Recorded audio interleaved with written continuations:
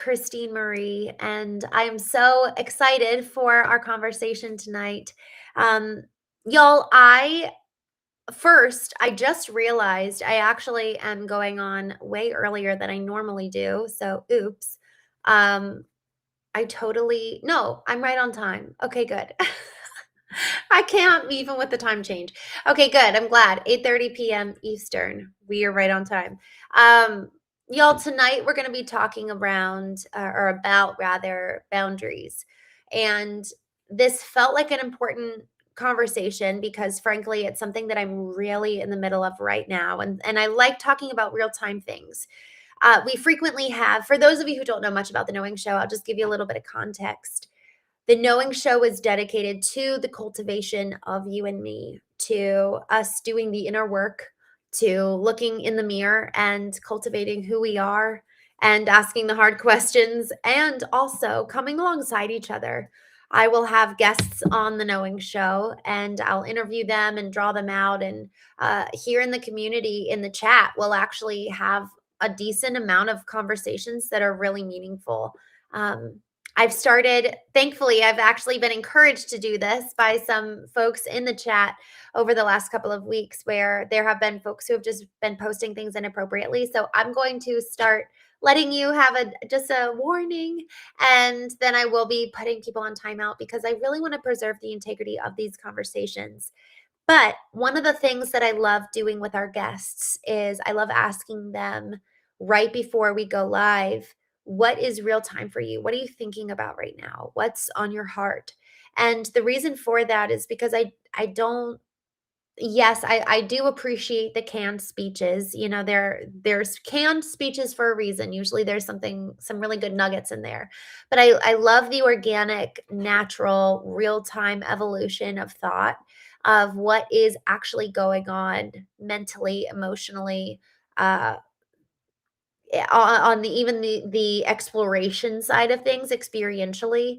And so I am doing that tonight because I'm kind of at this crossroads myself surrounding some boundaries that I might need to put into place.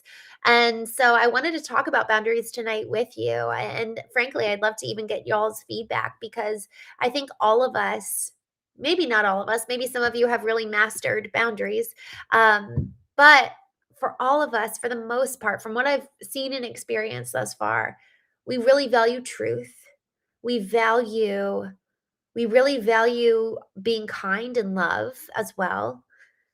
And so, frankly, we've never talked about boundaries here on the show in this manner before. So I'm excited to hear how truth, love, and boundaries all work together in concert. Before I continue, I just want to jump here in the chat and say hello, Brian. I love how you've been coming on here with some great questions already ready. I'm gonna do what I've done the last 2 nights, and um, I'm gonna have this question. Do you believe in giving people second chances? I'm gonna have this queued up for a little bit from now because I love that question. Sigh. You always come on when I'm running errands, and I'm thinking about McDonald's. That's so funny. Where are you running errands, Sigh? Um, I went to Sprouts today. It's very good. Hills. Oh my. Oh no, there's a fruit fly. Uh-oh. For those of you who love animals, I'm sorry, I just killed a fruit fly. He was literally in my face. Andy Garcia, great name. Saqib, hello. Thank you for joining. Um, all right. Inaka, Michael, good to see you both. Um, ooh, Rodrigo, good to see you. Martin Flores, um, Christopher Adams, it may seem boundaries are dependent on context, especially what type of relationship you are engaging in with someone, whether it is romantic, professional, or otherwise. So important. So, context is so important when talking boundaries. And I'm so glad you brought that up, Christopher, because honestly, so many times we talk about boundaries in such a broad way where it's actually not beneficial to hardly any of us because how many of us are in the same situation over and over again where we need the same boundary and the context changes so much. So context in the conversation of boundaries is probably the best starting point that I can think of. So I'm so glad you said that, Christopher. Y'all, what else? I'd love to hear your thoughts on boundaries and how have you used them in the past? How have you used them in the past? Where haven't they worked? So if you're up for it, tell me where your boundaries haven't worked. FN Johnny Boy, yes, I have the Knowing podcast. He says, are you doing 2 YouTubes at once? Yes, I've got my Knowing podcast and then my regular one. Inaka Habibi, good to see you. John Wisdom, thank you. Thank you for joining. Michael Anthony, no, not officially, no. I'd like to think I would be one day. Oh my, Vanderly, thanks for joining. Lee J, no. Visu, hello. Y'all, context around boundaries. So I want to lean into that. How we show up with our coworkers, how we show up with our family, how we show up with our loved one, our partner, let's say, somebody that we're in a romantic relationship with. There's very different levels of, I think you can even say, personalization. It's almost like the boundary is further out depending on the relationship, and the closer they get to you, the boundary comes closer and closer. So really, perhaps this is actually something that is a really, really good example is if you're constantly showing up in my DMs and we have a professional relationship, that's crossing a boundary for me personally, right? Because you're showing up the same way my sister is. And I need to have a different type of dynamic. And that's me personally. Some other people, no problem. Their sister sleeps over at their house every night. So, based on your level of comfort, your boundary is going to change. So, that's an example of how, okay, professionally versus family. I'm going to have a different level of engagement based on how I engage with my family, and it's kind of like working personally outward. Um, Josh says, I don't consciously think about things like this. I just do it. I'd be curious though if there'd be benefit to consciously thinking about it, because here's the thing. Otherwise, we're stuck in a moment of being caught off guard, and we're getting caught in a moment of surprise.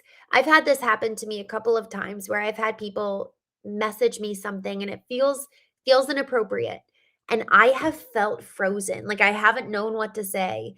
And so sometimes boundaries can just be as simple as having a prepared, it's like a sound bite, like a prepared text or line that we just shoot back and say, hey, I actually don't entertain texts like this. Wishing you all the best. Not a problem, not a big deal. And then it's done. And then sometimes, we actually need to end the communication because it's crossed a boundary that's beyond all repair. But here's the thing, you and I have to know what is our own comfort level and then be able to act accordingly. But for so often, it actually took me a number of years to be able to know, what do I even feel comfortable to begin with? Am I creating my boundaries based off of what other people think? Am I creating boundaries off of how I was raised? Am I creating boundaries off of what my partner wants? What do I actually want? How do I want to engage? Where do I feel comfortable?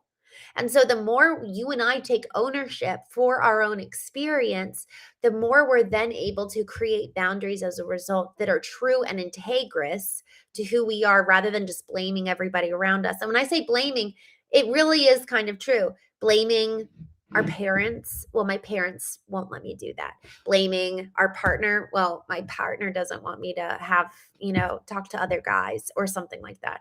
So are we taking radical responsibility for our own selves and our own experience? And frankly, that's uncomfortable. Once we actually sit in the driver's seat and say, I actually don't want that. That makes me personally, it makes me feel uncomfortable. Maybe you guys have no problem doing that, but that's just not my MO. That wasn't how I was raised. And that just wasn't how I interacted with the world. So I am like a recovering codependent, for those of you who are just starting to get to know me. So for those of us who are recovering codependents, how do we create boundaries? How do we even know what we want in the first place? So that's why we're here. That's why we're talking about this. I love Christopher Adams. You said at the very beginning, context. And I think that the further out that person is in terms of relationship, the further out that effectively they get access to us. And then the closer they come to us in terms of relational distance, then the boundaries lessen. I'm just looking here. Josh Gee says, how people perceive you. Isn't that such an interesting thing? People that are funny, charming always seem to get away with a lot and push boundaries more. Interesting, in my experience.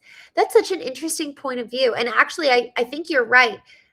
Somebody who's joking and laughing about something, it's almost like they can tip over the line because the person who is supposed to be watching the line is laughing.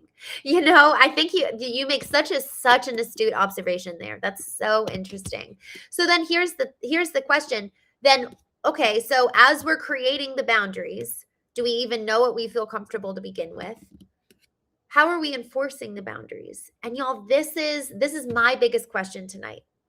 But before we get to that, I just want to jump into some of the chat here. Brian says, I never knew what boundaries were until 5 years ago. I'd love to hear what happened and how you started kind of being aware of your boundaries.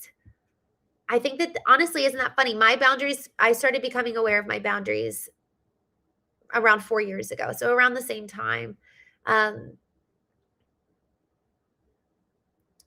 Oh, interesting. Hua. I'm going up to your text. I believe social boundaries are currently evolving. Movements such as feminism and increasing political correctness have influenced the dynamics between men and women. As a result, newer generations feel more hesitant or cautious when forming connections with the opposite sex. I completely agree with you, and I think that that's another astute note. Isn't that funny? The sensitivity too that we're experiencing these days. I'm so glad you brought that up because there's something around whether someone is just really sensitive, but also if they don't feel comfortable with that. Oh man, this is a hard one. Oh, this is really, really hard. I kind of think that if they're just going to be not too sensitive, if they're going to be that sensitive, whether it's on whatever scale, right?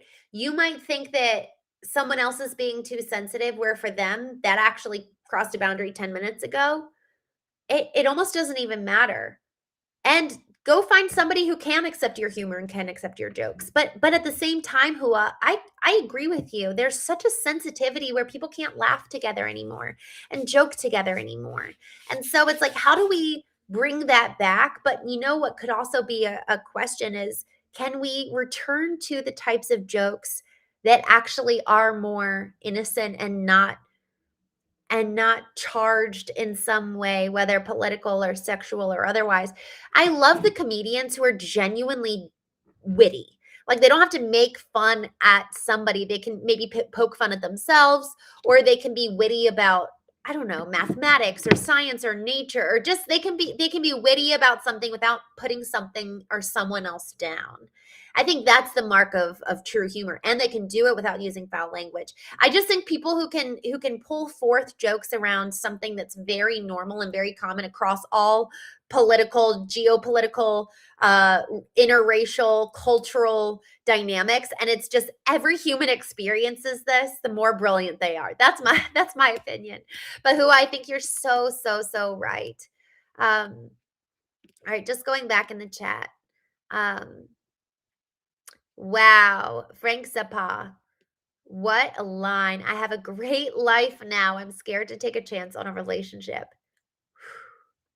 Maybe we should talk about that tomorrow night. I might have a guest. I have to check, but that's like a whole show worthy. I seem to get away with a lot of double standards. That's just Josh. I get it.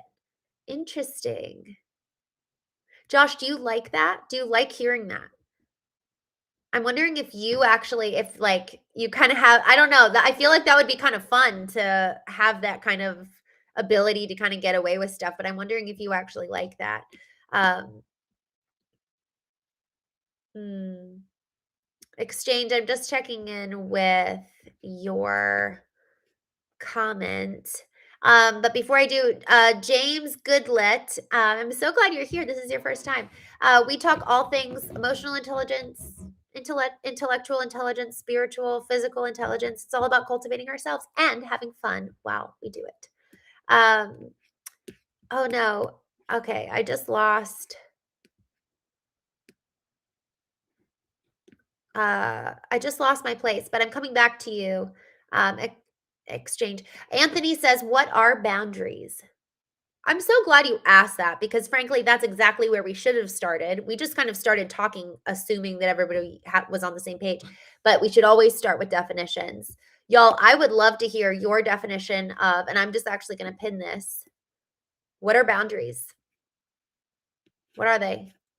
Let's go ahead and address that first because brilliant, brilliant question. This is exactly what we should have started with, and then Explorer, I'll go to your comments down here. All right, what are boundaries? I'm so glad you brought this up. Thank you. And I'm just going to wait. It takes actually a few minutes for my question to come through and then people to respond. What are boundaries?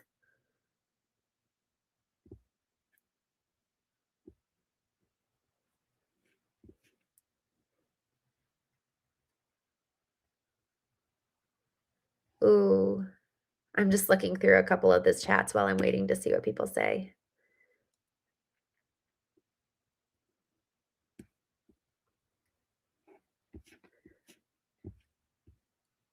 Brian says, I didn't like the way my life was heading and knew I needed to change. I started reading spiritual books. 150 in 5 years changes things. Holy cow. Brian, I want to know what's your top 5 in 150? That's wild. And I'm so impressed by that. Good Lord. Behaviors once considered chivalrous or traditionally masculine are now approached more cautiously, as they sometimes can be perceived as offensive or sexist. At the same time, many women still express a preference for traditionally masculine traits when seeking partners or engaging in flirtation. Isn't that so true? Boundaries are what you set. Okay, here we go. Here are some answers. The man in the hat. Boundaries are what you set that allows others to know what is permissible to you or not. I love that. That's so, so, so good. Brian, boundaries are the often invisible physical, emotional, and mental limits individuals set to define acceptable behavior, ensuring personal safety, autonomy, and healthy relationships. Hmm. Wow. I love that. I feel like that's so holistic. Sammy, the great one. I'm so glad to see you. What are boundaries? Ron's in Drick. Respect, integrity, common sense, willingness to sacrifice oneself to save another. Wow. Common decency, um, honesty, taking responsibility for one's actions have always been key. Anything else is garbage. I love that. Look at all of those wonderful respect, integrity, common sense. I love it. Um, that's so good. All right, boundaries are things set that you won't tolerate out of love. Ah, Alonzo. Oh my gosh, that's so good. Things that you won't tolerate out of love. Man, I almost have chills hearing that, Alonzo, because man, that's so important. I'm going to go ahead and pin this for everybody to see. Y'all, this last 3 words, out of love. That's the thing. We're not setting boundaries out of fear. We're not setting boundaries because we're hateful or angry or because we're afraid of what's going to happen. We're setting boundaries out of love because here's the thing. You and I are finite. We only have so much energy, so much capacity, so much ability to give. And so if anybody can come and access us at any time, if anybody can say anything and get us out of whack, get us angry, get us pissy, get us upset. If people have that much power over us, that means that at any moment, our power, our ability to love somebody, and our ability to operate. We had a conversation a couple weeks ago about walking in our power, being in the fullness of our own potential. But if somebody else can come in and knock us off course that easy, man, that's dangerous. It's dangerous for our mission. It's dangerous for our families who deserve so much of that reserve of love and care and energy. So if we're walking out the door at 5 p.m. and then the coworker that we don't like says, "Hey, I hope you have a great weekend, lazy ass." And then we're just like, "Are you kidding me?" Now, the rest of the drive home, the entire night with our family, we're in a bad mood because of 5 seconds with that coworker that we don't like. He just took all of our extra energy. He took all of our attention. There's this line that I love: where you place your attention is where you place your energy.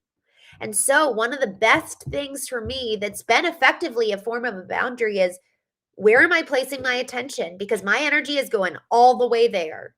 And if I don't want to be having my energy going towards anger, stop putting my attention on the thing that makes me angry. Stop it. Stop thinking about the person that makes me angry. Move out of that space, move away from it, fixate on something else. And in so doing, we move away from that moment and that person that frankly has a bit of power over us. And then when I can, with a clear mind and head, come back into it. It's like what you said earlier, Brian, that I really like. When describing boundaries, Brian says boundaries are the invisible, physical, emotional, mental limits individuals set to define acceptable behavior, ensuring personal safety, autonomy, and healthy relationships, and to add on Alonzo's, out of love. Because it's for our own sake, for the sake of those that we love, that we put boundaries in place. And then here's the next thing: boundaries are for you and me. They're for us to honor. They're not for anybody else to honor, because we can't control what anybody else is going to do. And so, if we don't like how someone else is treating us, if we don't like what's going on in this certain dynamic, then actually it's our responsibility to move away from it.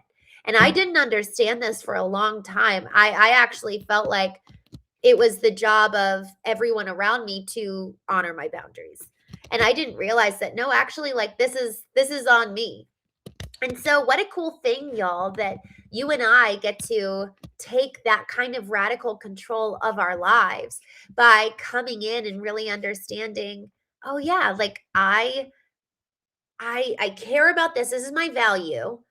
These boundaries are going to keep me acting in accordance with who I want to be and the pathway that I want to exist on effectively. So if we don't know our boundaries, and much less we don't know where we're going, we're not going to be able to put anything in place. Now think of it this way.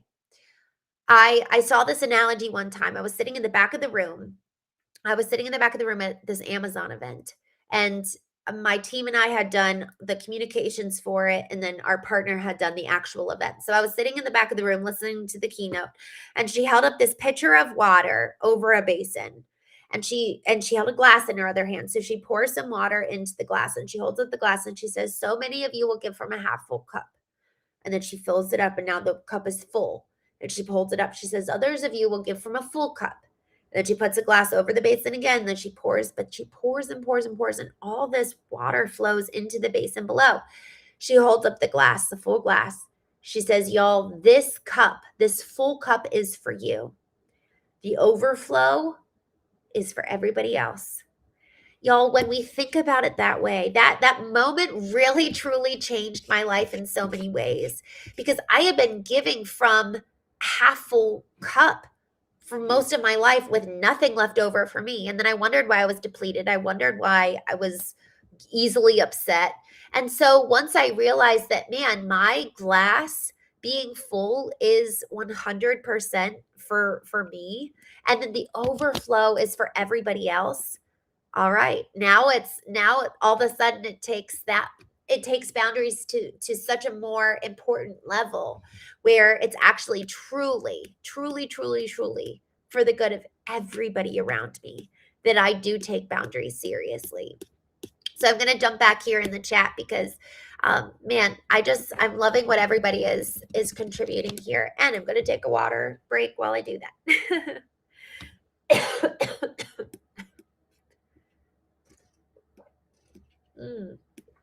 Top global. Holy cow. What is your purpose in life? Ooh, I'll get to that in a second, because I love that question. Oh, I love this, Mike. Ugh, we have boundaries. I'm just gonna show this for everybody. We have boundaries so we don't collapse when we meet resistance navigating the world. Oh my gosh.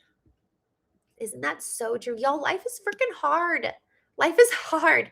And boundaries really do keep us safe. Oh, I like this. Cyber and Land Explorer says there are three sets of boundaries: societal boundaries, individual boundaries, and relationship boundaries. So, so, so, so good. Mm. Okay, hold on.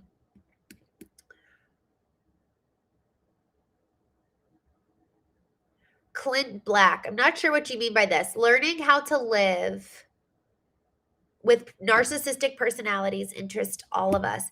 I think it's actually important. I'm not sure where you're going with that, so feel free to expound. But with the call out on the narcissistic side, y'all, it's so important that we recognize truly that the purpose of boundaries is so that we love better. I just want to double click on that because I think it is easy to walk away from this and be like, oh, I can just shirk off any relationship I want because it's a little bit annoying. No, no. Like the goal is that we are able to have the strength and endurance and resilience when the going gets tough. Like you were saying earlier about having the ability to match resistance and to have what it takes to fight the good fight. And the goal is that we don't reach zero energy before it's too late in the day. There's a book called The One Thing by Gary Keller and Jay Papasan. So, so good. It talks about effectively our willpower is akin to a battery pack. We wake up every morning with 100%. As the day goes on, we kind of make a lot of hard decisions in the morning. You work out, you make good, healthy food choices, you drink your coffee and your smoothie on your way to work. You look great. And then as the day goes on, your willpower and your battery pack dwindle. They start lessening in charge. And then by the end of the day, in the evening, it's like, could sneak that second slice of cake. Oh, we should order pizza in. And all of a sudden, it's everything we started out with in the morning is gone because our willpower, like a battery pack, has dwindled. So, our boundaries protect us from ourselves sometimes, even from when we need. There's a book called The Art of War, too, which effectively is like everything is resistance. So many times throughout the day, we're hitting resistance, resistance, resistance. And when we start realizing that there's effectively this like subliminal, like this very subtle like veneer in life that we can't see, but there's resistance that we're running up against, which is like, okay, am I going to eat the third Oreo, fifth Oreo, 10th Oreo or not? Or am I going to abstain like I promised? I'll just be really straight. Well, am I going to abstain from porn like I promised my wife I would? That's a really hard choice, and there's resistance to it. And if I leave it up to willpower, that's probably going to be hard, especially at midnight or 11 o'clock at night. And so then the question is, well, can I put a boundary in place for my own good, which is what's it called? Like private eyes, purity eyes. I don't know, something. We used to have something like that on in our house growing up as a kid to just have like it was just a boundary. And so the more that we can self perpetuate boundaries in our lives to protect ourselves, so that man, this resistance, it's like it is resisting us on any and all sides. It's honestly like there's actually, did you know that there's like addictive components in the blue light rays that come forward from our phone? Like it's actually addictive. What and then we wonder why it's so hard to get off our phones. It's not like it's actually meant and designed, even the games, they're designed to attract us and to keep us addicted. So there really is something around. I love that you said resistance because there is something to that in so many ways. Um, I'm just looking through here on the chat.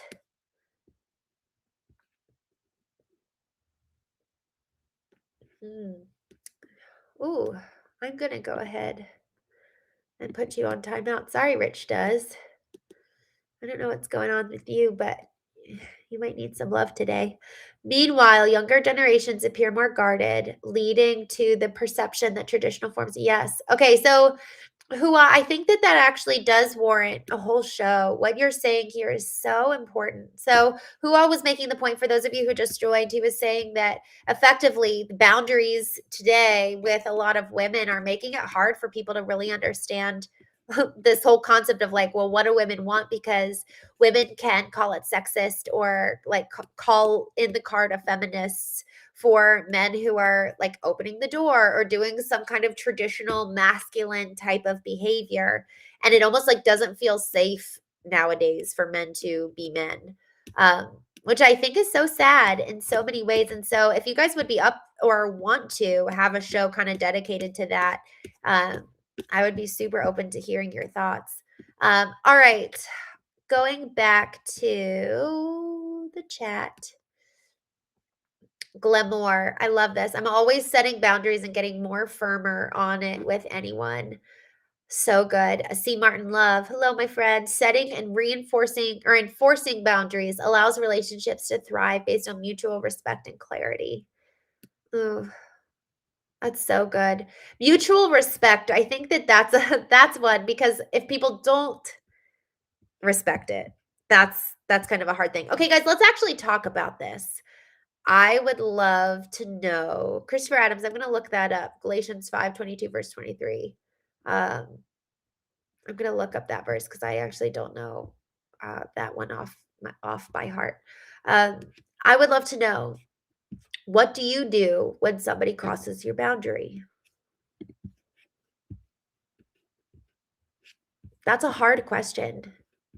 What do you do? And and it could be multiple different things, right? Because as we've been talking about boundaries, there's different contexts, there's different relationships, different degrees of boundaries.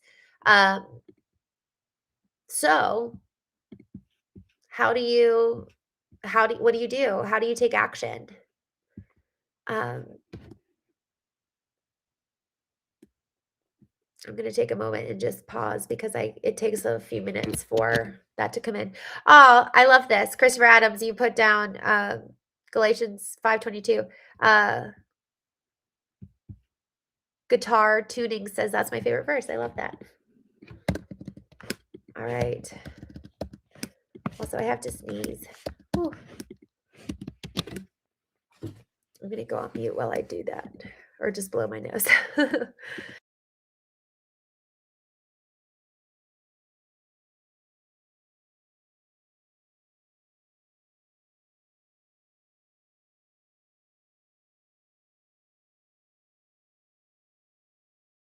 Okay. Mm. Eric, when someone forces you to go 1 mile, let them go with them too. Hot dog. Isn't that a slap in the face verse?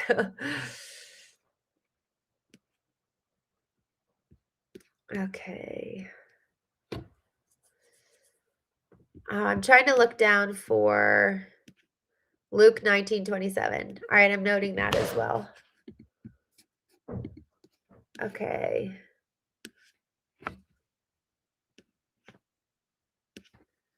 Y'all, I'm not seeing anyone with answers.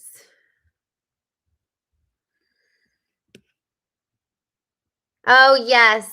Oh, I love that. The fruit of the spirit. Love, joy, peace, patience, kindness, goodness, faithfulness, gentleness, and self-control. I forgot that that was the verse. I love that. Um C. Martin Love, I statements such as I feel disrespected when you yell and I am ending this conversation. Clearly state your boundary, explain the consequence of violating it, and follow through with consequences. Self control is a fundamental tenet of boundaries. Oh, I love that. You know what's so. Oh man, see Martin Love, you saying that just made me think of something. I'm gonna go ahead and read through the rest of these. Um, but that was really good about just reinforcing it. If someone crosses your boundary, first they have to know what they are to do, that they have to know what they are to do. So let the person know when you find whatever acts of or words are inappropriate and move on. You know what? And then Ron says this, which I actually really, really love. If someone accidentally blunders over a boundary, quietly tell them so. If it was an honest mistake, they will beg your forgiveness and the situation evaporates. And isn't that so true?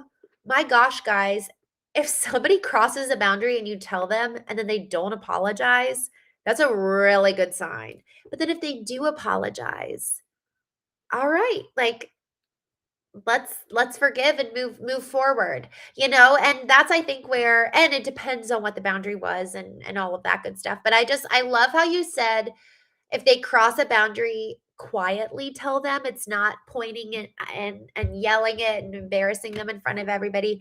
And then, depending on their reaction. And here's another point, y'all, that I think is really important. We train people how to treat us. So if we continuously are being treated a certain way and we don't like it, that warrants us to look in the mirror. What are we maybe doing that's inviting that kind of behavior? And I know a lot of people don't like this conversation. So bear with me. This is us taking radical responsibility, and this is what the show is about. And you know what this does is it takes the power back rather than sitting here and kind of in this victim role in our life of like, I don't know why, but we train people how to treat us. So if we're constantly being treated a certain way, all right, I now know I need to change my behavior and I need to communicate something else if I want to be treated different. So, and frankly, all three of you all said effectively a similar concept around we need to make sure that they know. And then we need to have a prepared consequence. And then if they're not sorry, then perhaps there's even a further consequence after that, if they're unwilling to apologize. Um, Vitamin C you need. I completely agree. I've been taking so much vitamin C over the last few days. Toggle 8216. I said, what do we do? What are things you've done in the past when people have crossed a boundary for you? The man in the hat, if they continue crossing the boundary, you have to have the self-esteem to distance yourself from that person. Y'all, let's just give a shout out to the man in the hat. I'm gonna tip my bow to you. Um, have enough self-esteem to distance yourself from that person. Y'all, this is really, really a hard one, especially because it's almost easier to not have the boundary than to have the distance. And especially when we love a person, and especially if it's almost like a self-fulfilling prophecy, if they're like, oh, see, I knew you would pull back. And it's so painful. It's so painful because you're like, well, I don't want to, but you keep doing this thing that I'm telling you, asking you not to. Your relationships are really hard because we're engaging with two wounded people, two people who have their own past wounds. And y'all, I don't know about you, but what I've experienced for myself is that it's like the perfect concoction. I've seen this in so many relationships, so many marriages, so many dating relationships, where it really is like it's almost like we were brought together to heal each other. And isn't that just how big God would be, wouldn't it? Wouldn't that be the type of thing God would do? Where my wounding, you're wounding, where I'm strong, where you're weak, where you're strong, where I'm weak. We're actually the perfect concoction to help each other grow, to help each other heal, to then also trigger each other and make each other angry. So it's either for the good or for the bad. We get to choose. We get to choose where this direction goes. But I think it's only fair that we realize that there will be moments where it's so insanely upsetting. And then it's just okay, how then will we live? Uh the great one. Oh, I love this. I have found this is totally off topic, but I'm just going to call it out. I have found eating many oranges over 3 weeks can make you feel better in winter. Man, I just bought a bag of oranges today. It is wild. I like have this pressure in my head and like so much behind my nose. It's terrible. Uh, so thank you. I will continue to do that. Christopher Adams, I agree with C. Martin Love. The Stoics taught that we have sole autonomy over how we react to a situation, not the situation itself. Eric, yes. I love it. Um, Irish and no excuses. I don't know if they love you. How do you know important? I don't know what you mean by that, but please tell me. I feel like this. Oh, okay. If How do you know if a girl really loves you? Ooh, I feel like that is that could be a whole episode, a whole talk. Um, How do you know if somebody really loves you? I'll have to honestly, I think that that's too off topic. I think we should talk about that maybe in the next couple days. Irish and no excuses. Are you good with that? With us coming back to it? Because that's a whole different conversation. But I really want to get into it. And I see you've asked it a couple of times, and so I don't want to disregard you, but it is. I feel like that's actually really important. How do you know when someone loves you?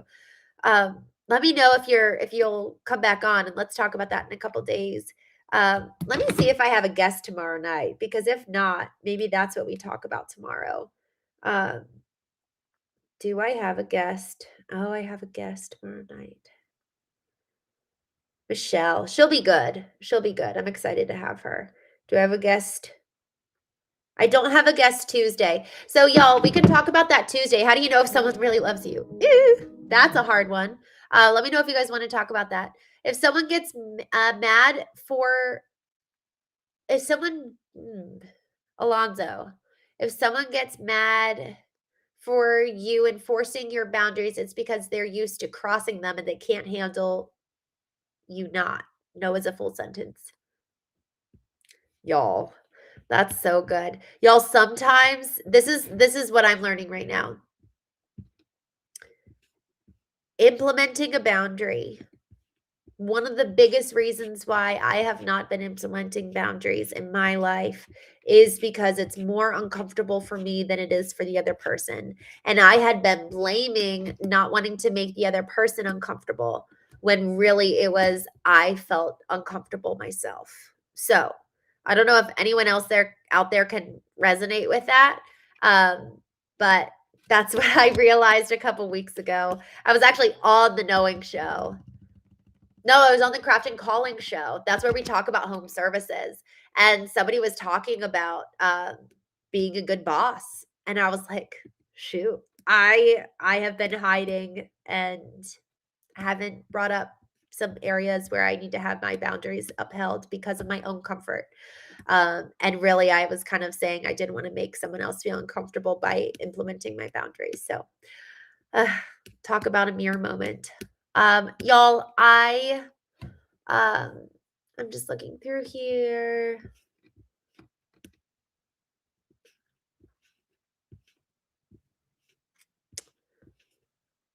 All right.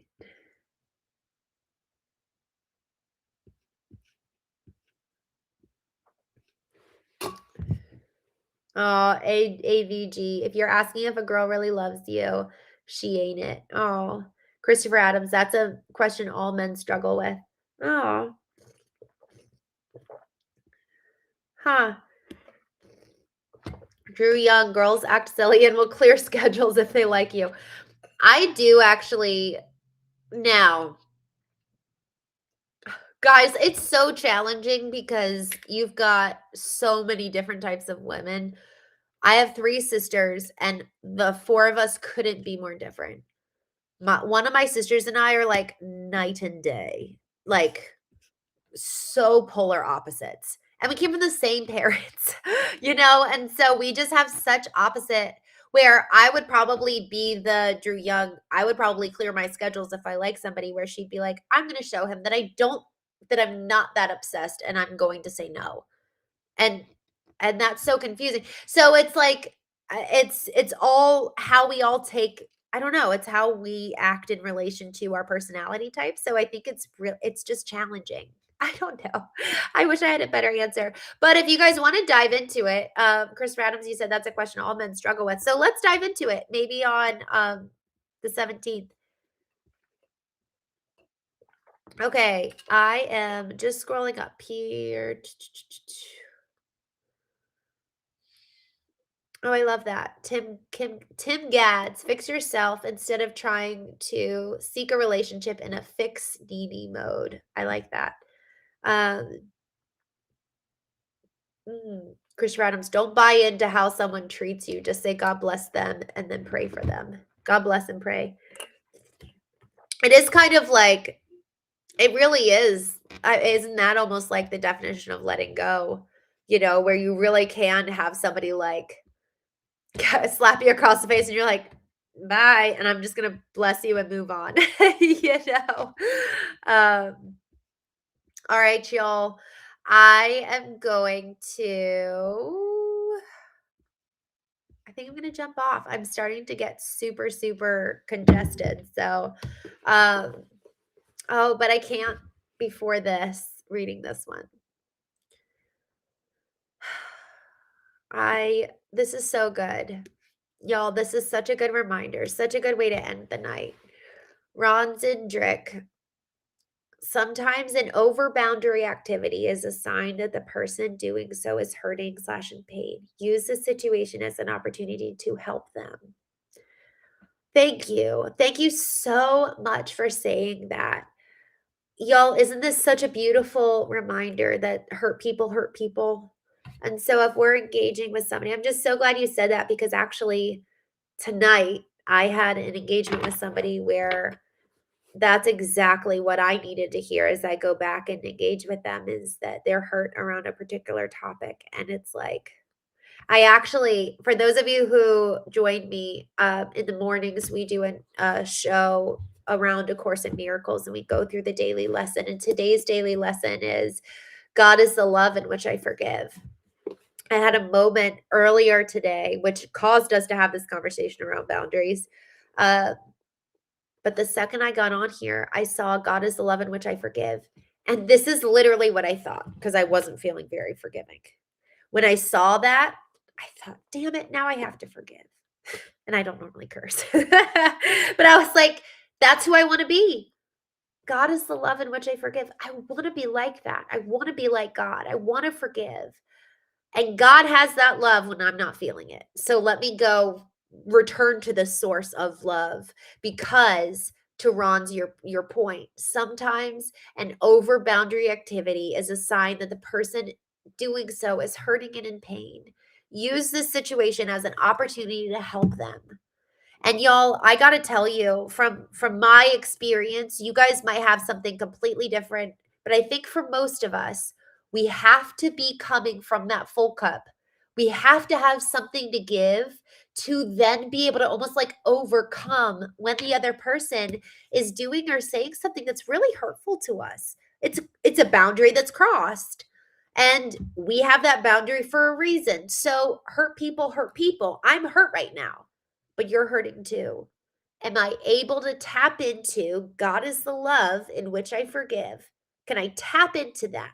Can I access the love of God to extend forgiveness and then come and sit with you in your pain? And that is empathy.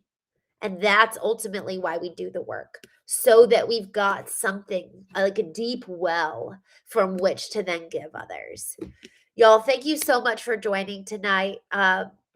Tomorrow night, I've got a guest, Michelle. She's going to freaking rock our world. 8:30 p.m. Eastern. The next night, we're going to talk about how to know if a woman loves you. Yikes. I might alter the topic a little bit because I don't really know. But hey, that means we'll all figure it out together. And then Wednesday night, we're going to do game night. Woohoo! At 9 p.m. Eastern. So 8:30, 8:39 over the next 2 nights or 3 nights. And then in the mornings, we go live at 9 a.m. Eastern, and we go through A Course in Miracles. So with that, y'all, thank you so much for joining me tonight. Really, really good to see so many of you. Honestly, it was really wonderful to hear from you guys. And learn from you and with you, Frank Castle. Here's a word. This is wisdom. We forgive, but we don't forget. Because this is where it's spiritually intelligent, emotionally intelligent, intellectually intelligent, physically intelligent. We have to be intelligent and wise across all levels of analysis, because if we're only tapping into one, we neglect another and leave ourselves susceptible for effectively attack later on. So I love that you said that, Frank. All right, y'all. Thank you so much. Have such a wonderful night. I will talk to you tomorrow morning for those of you who joined 9 a.m. Eastern, and then again tomorrow night, 8:30 p.m. Eastern. And then, as Brian always says, thank you, Brian, for reminding me, like and subscribe, and we can be friends. I go live twice every single day. So, with that, I will talk to you tomorrow. And